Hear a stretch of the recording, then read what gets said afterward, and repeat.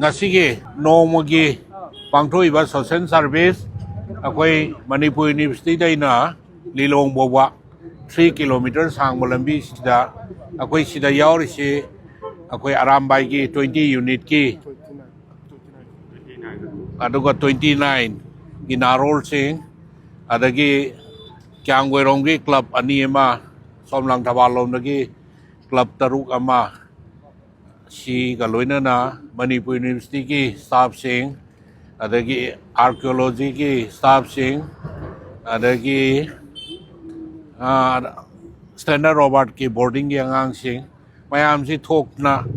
sigi mafam se pak su khwai dai pak pa jaga oi bani na phat au ti siamna langjan ba pai thok pa aduna lambi ki side sing je praja sing na walking chat pa khot pa da yamna nam adi phat au thi mayam na manam maha sen ba khot pa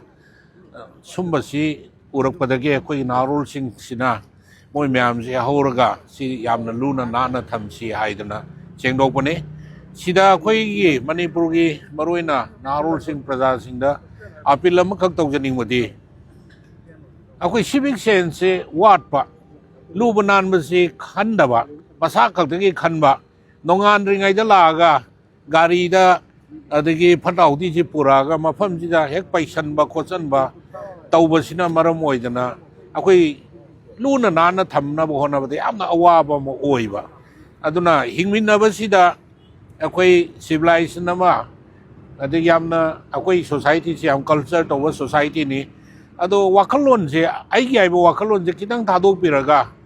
mayam sina wan honari ba se with civic sense lai tradi chawkhal loi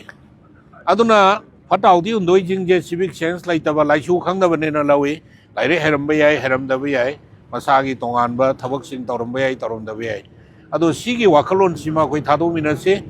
cooperation BBO akoi ga organization sing mayam se na wan honor sing je mateng pangbiu aibo wafam se thamjaraga masi khakta natana Manipur gi mafam khuding makta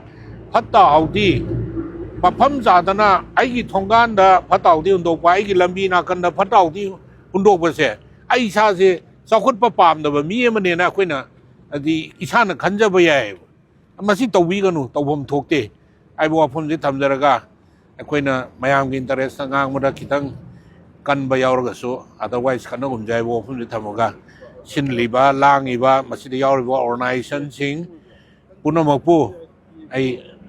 langdar bal kendra ki MLA moina to bimal khangwa thagat phongduk chari media gi barum pang mu chu thagat chari thank you